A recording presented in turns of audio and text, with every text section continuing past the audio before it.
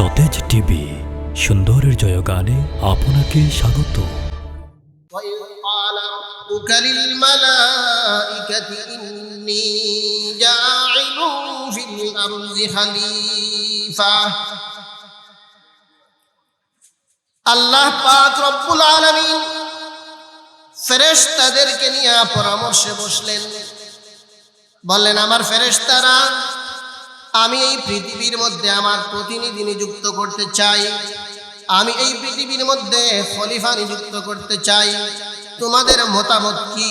উন্মুক্ত আকারে এই মঞ্চে, এই পরামর্শ সভায় তোমাদের মতামত চাই। আল্লাহ তাআলা পরামর্শে বসলেন, বললেন, আমার ইচ্ছা পৃথিবীতে খলিফা নিযুক্ত করব, তোমাদের পরামর্শ কি? তখন ফেরেশতারা বললেন, قالوا أتجعل فيها من يفسد فيها ويسفك الدماء।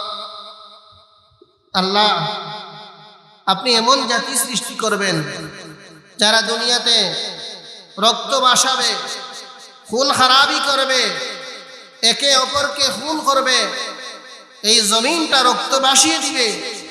আপনি এমন জাতি তৈরি করবেন? আমরা সকলে জানি মানুষ পরামর্শ কখন করে?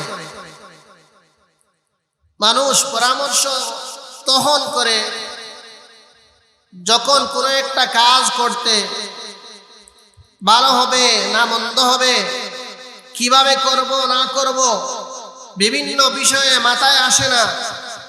তখন সকলকে নিয়ে পরামর্শে বসে, বিভিন্ন জ্ঞানীজন গুণীজনকে নিয়ে পরামর্শে বসে, তখন এক একজনের ভিতর থেকে এক এক ধরনের আকল, এক এক ধরনের সিদ্ধান্ত বাহির হয়।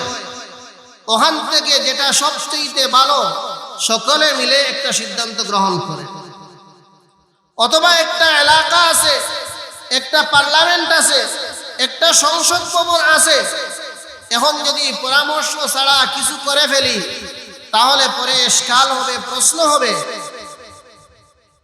যে আপনি একা করলেন কেন?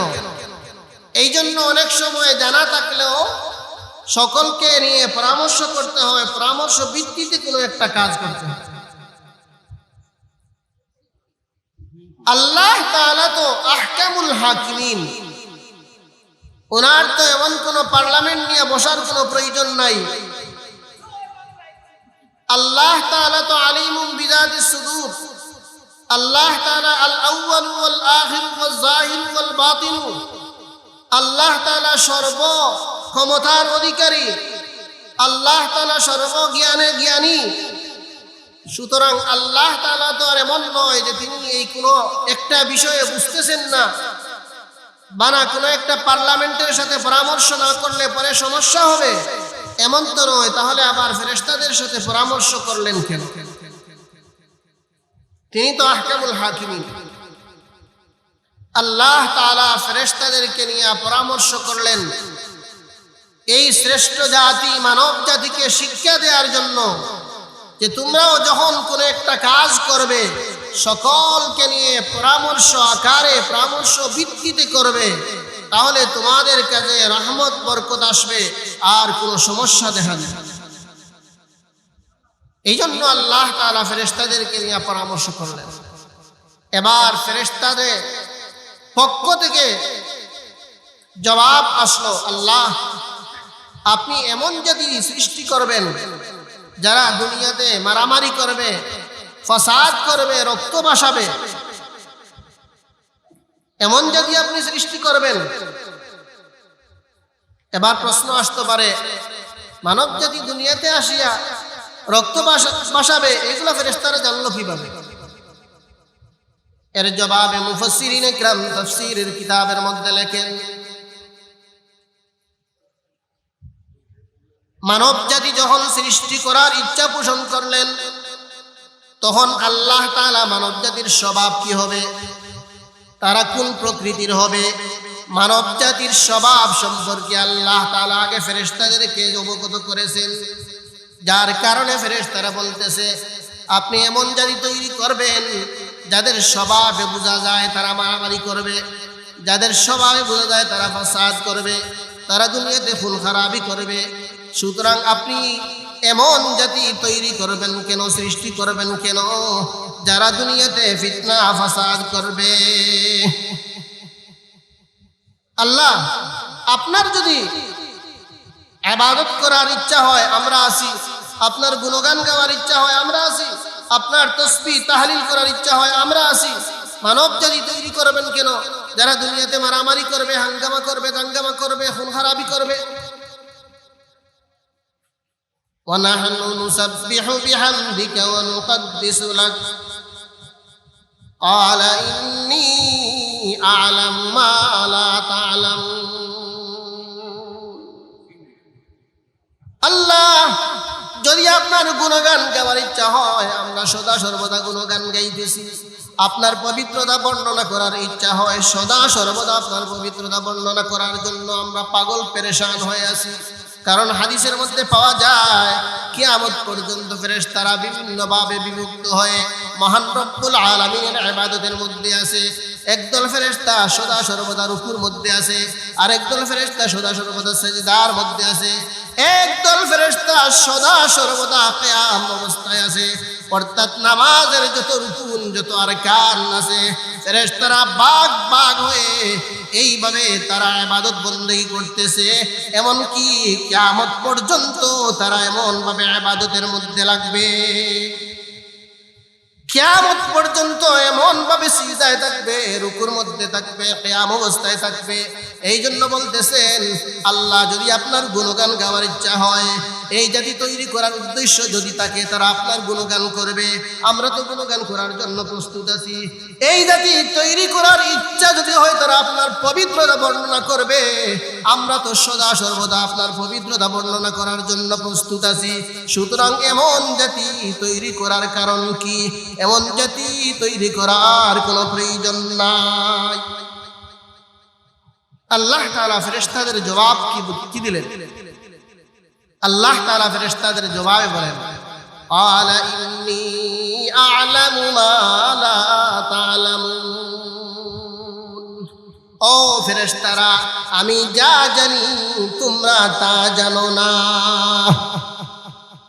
আমি যা জানি, তাফসীর ইবনে কাসীরের মধ্যে বলেন আমি যা জানি এর অর্থ হলো মানুষ বানানোর পিছনে হিকমত কি, মানব জাতি বানানোর পিছনে হিকমত কি, কৌশল কি, প্রজ্ঞা কি, একমাত্র আমি মহান রব্বুল আলামিন জানি।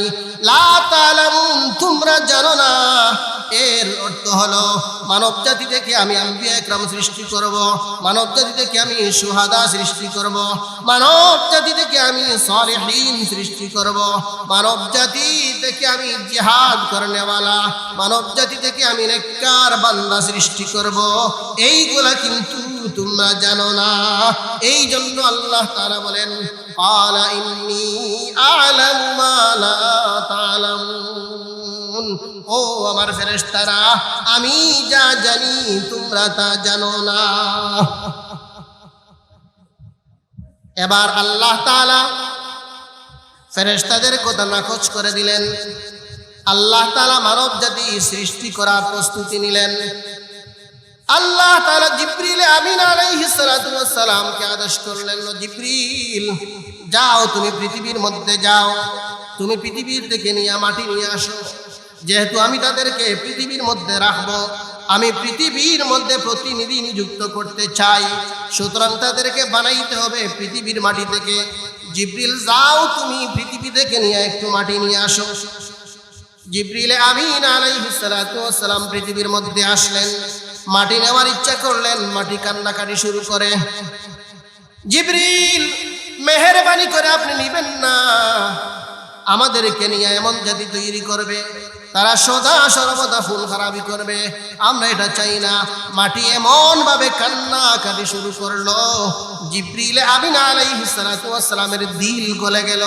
জিবরিল আমিন আলাইহিস সালাতু ওয়াস সালাম ফেরত আকাশের মধ্যে চলে গেলেন। মহান রব্বুল আলামিনের কাছে গিয়া বলেন, আল্লাহ, মাটি এমন ভাবে আহাদারি করে আমার দিল গলে যায়, আমি মাটি আনতে পারি না। আল্লাহ তাআলা বলেন আচ্ছা ঠিক আছে, ইসরাফিল তুমি পারবা, মিকাইল তুমি পারবা, মিকাইল তুমি যাও এবার। 2 নম্বরে আল্লাহ তাআলা মিকাইল আলাইহিস সালাতু ওয়াস সালামকে পাঠালেন। মিকাইল আলাইহিস সালাতু ওয়াস সালাম জমিনে আসলেন, আসিয়া যেমনে মাটির মধ্যে থাপ্পড় মারলেন, মাটি কান্নাকাটি শুরু করে, আহাজারি শুরু করে, শেষ পর্যন্ত মিকাইল আলাইহিস সালাতু ওয়াস সালাম দিল গলে গেল, তিনিও ফেরত চলে গেলেন।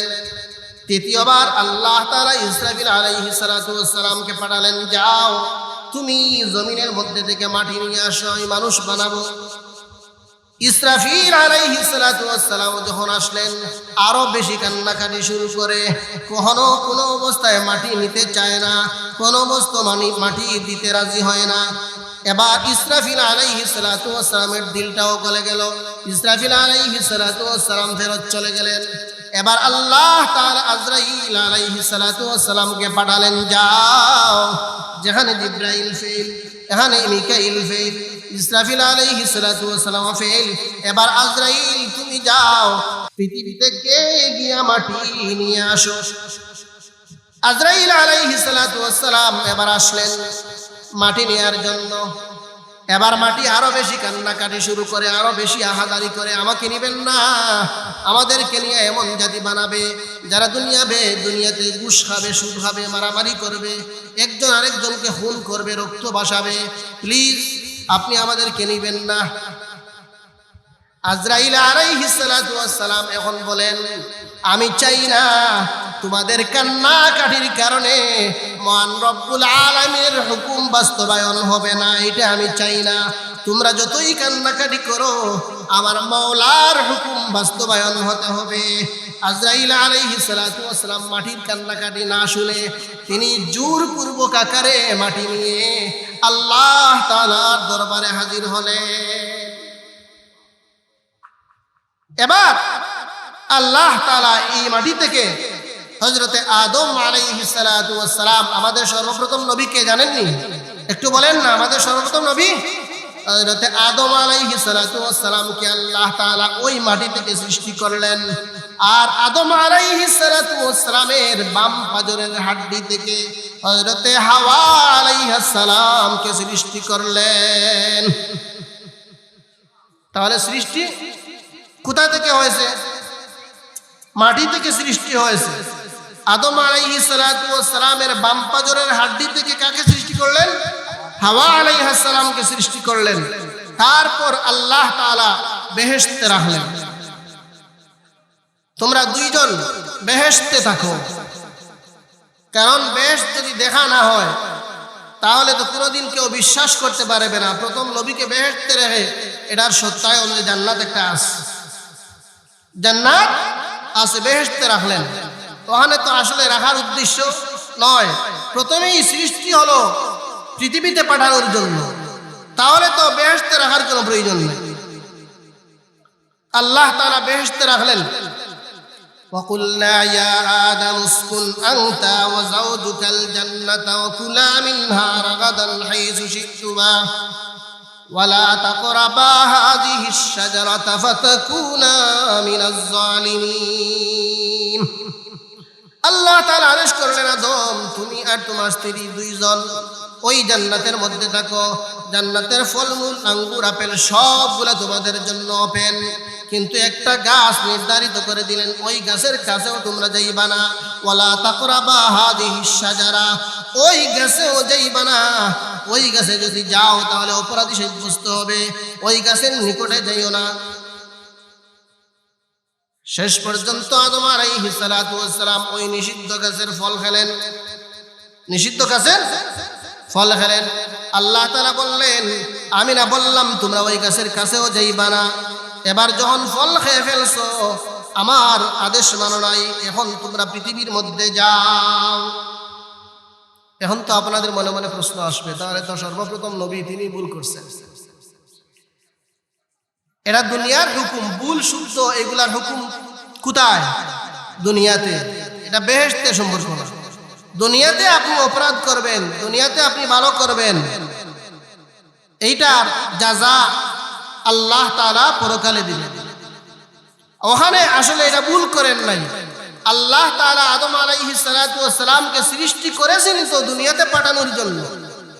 এই জন্য যেমন একটা উদাহরণ দিলেই বুঝবেন, বাবা টেবিলের উপরে কয়েকটা চকলেট রাখছে, ছোট বাচ্চা চকলেট খাওয়ার জন্য তো পাগল, চকলেট রাখছে, বলছে এখান থেকে যদি চকলেট খাও তাহলে স্কুলে যেতে হবে, মাদ্রাসায় যেতে হবে। মূল উদ্দেশ্য হলো মাদ্রাসায় পাঠানো, মূল উদ্দেশ্য হলো স্কুলে পাঠানো। আর বাচ্চা তো চকলেট খাবেই, এটা তো জানাই আছে। তখন বাচ্চা চকলেট দেখছে, একবার খায় নাই, দুবার খায় নাই, 3 নম্বর বার খাইছে। তুমি চকলেট খাইছো, এবার মাদ্রাসাতে যাও। আল্লাহ তাআলা তো আদম আলাইহিস সালাতু ওয়াস সালামকে বানাইছেন পৃথিবীতে দেওয়ার জন্য, মধ্যখানে কৌশল অবলম্বন করছেন যে তোমরা এই গাছের কাছেও যাও, এবার গেছো যাও, এবার পৃথিবীর মধ্যে, এটা কৌশল অবলম্বন করেছে। আর ভুল শুদ্ধ এটা তো দুনিয়াতে আসলে না ভুল শুদ্ধ, ওখানে বেহেশতে ভুল শুদ্ধর কোনো হুকুম নেই। তাহলে এবার এই মাসআলা পরিষ্কার হয়ে গেল। আল্লাহ তাআলা এবার আদম আলাইহিস সালাম এবং হাওয়া আলাইহিস সালামকে পৃথিবীর মধ্যে পাঠালেন। পাঠাইতে দুইজনকে দুই জায়গায় পাঠাইছেন। আদম আলাইহিস সালাতু ওয়াস সালামকে পাঠাইছেন জেদ্দায়, না হাওয়া আলাইহিস সালামকে পাঠাইছেন জেদ্দায়, আর আদম আলাইহিস সালাতু ওয়াস সালামকে পাঠাইছেন স্বর্ণদ্বীপ। কোথায়? স্বর্ণদ্বীপ। কেউ বলেন শ্রীলঙ্কা, কেউ বলেন সন্দ্বীপ। আদম আলাইহিস সালাতু ওয়াস সালামকে পাঠাইছেন ওখানে, আর হাওয়া আলাইহিস সালামকে পাঠাইছেন জেদ্দায়।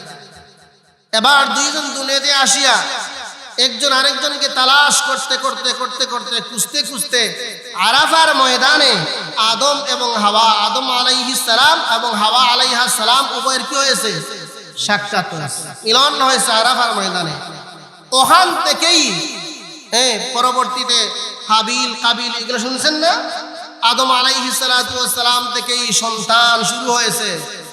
তাহলে মানব জাতির মূল বানর নিন আদম আলাইহিস সালাম।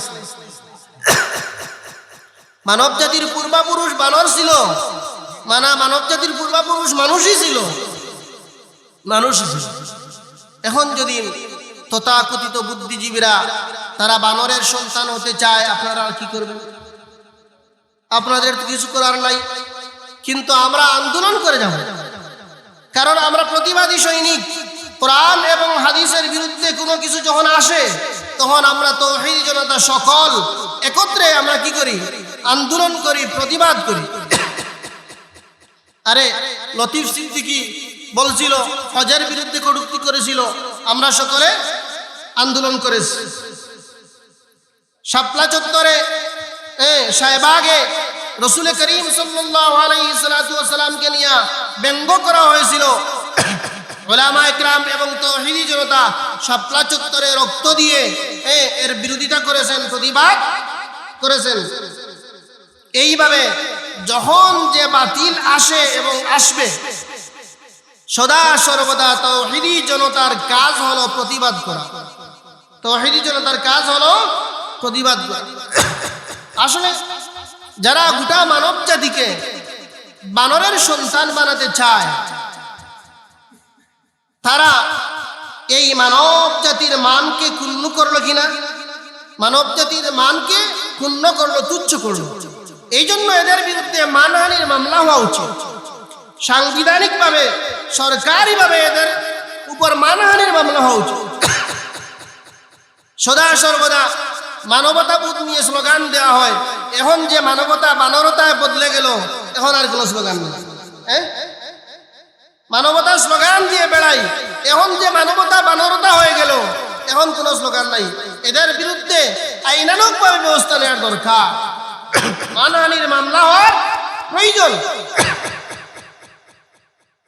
আফসোস লাগে তথাকথিত বুদ্ধিজীবীরা বুদ্ধি কাটাতে কাটাতে তারা নিজেও বানরের সন্তান হয়ে গেল। আফসোস লাগে, অন্তত মানুষ বুদ্ধি কাটায়, নিজেকে হেফাজত করে। তারা এমন ভাবে জ্ঞান কাটাইলো, তারা নিজে আগে বানরের সন্তান হয়ে গেল। আসলে এদের স্বভাবে তো পশু পাখির স্বভাব, এদের স্বভাবই হলো বানরের স্বভাব, এদের স্বভাবই হলো শুয়োরের স্বভাব, এদের স্বভাবই হলো এই আমাদের যে পশুরা আছে এদের স্বভাব। কারণ আমরা এগুলাতে উন্মুক্ত আকারে বলতে পারি না, কিন্তু কোরআনে কারীমে আল্লাহ তাআলা বলে দিয়েছেন, ওয়ালাকাদ যারানা লিজাহান্নামা কাসীরাম মিনাল জিন্নি ওয়াল ইনস লাহুম কুলুবুন লা ইয়াফকাহুনা বিহা ওয়া লাহুম আ'য়ুনুন লা ইউবসিরুনা বিহা ওয়া লাহুম আযানুন লা ইয়াসমাউনা বিহা উলাইকা কাল আনআম। আল্লাহ তাআলা বলেন, আমি একদল মানুষের জন্য একদল জিন্নাতের জন্য জাহান্নাম তৈরি করেছি। এরা কারা? লাহুম কুলুবুন লা ইয়াফকাহুনা বিহা, যাদের অন্তর আছে তারপরেও বোঝার চেষ্টা করে না, এইটাকে কাজে লাগায় না। ওয়া লাহুম আ'য়ুনুন লা ইউবসিরুনা বিহা, তাদের চোখ আছে তারপরেও দেখে না, চোখ আছে তারপরেও ভালোটা দেখে না। ওয়া লাহুম আযানুন লা ইয়াসমাউনা বিহা, কান আসে তারপরেও কানকে কাজে লাগায় না, কোরআনের আয়াত শুনে না, হুজুরদের বয়ান শুনে না, সঠিক রাস্তাগুলা যেভাবে সঠিক রাস্তাগুলা পাওয়া যায় এই পথে তারা চলে না। কান আছে তারপরেও অন্ধ হয়ে থাকে। আল্লাহ তাআলা এদের ব্যাপারে বলেন, উলাইকা কাল আনআম, এরা হলো চতুষ্পদ জন্তুর ন্যায়, বরঞ্চ বালহুম আযাল্লু, এর চাইতেও বেশি নিকৃষ্ট। তাহলে এদের আকল বুদ্ধি সবটা তো এমনিতেই নাই। তারা আল্লাহ কি চিনে না, কোরআন মানে না, হাদিস মানে না, এমনিই তো স্বভাবটা হয়ে গেছে চতুষ্পদ জন্তুর স্বভাব। এবার তারা নিজে নিজে ভাবলো, তাহলে স্বভাব যেহেতু আমাদের চতুষ্পদ জন্তুর, তাহলে স্বীকৃতি দিয়া দেই যে আমরা এখন আর মানুষ নই, আমরা সবাই বানর। আমরা এখন আর মানুষ নাই, আমরা সব বানর। সমস্যাটা হলো সিলেবাসের মধ্যে আনায় আমাদের সোনার ছেলেদেরকে ও বানরের সন্তান বুঝাইতেছে, শিক্ষা দিতেছে, এই জন্য সমস্যা।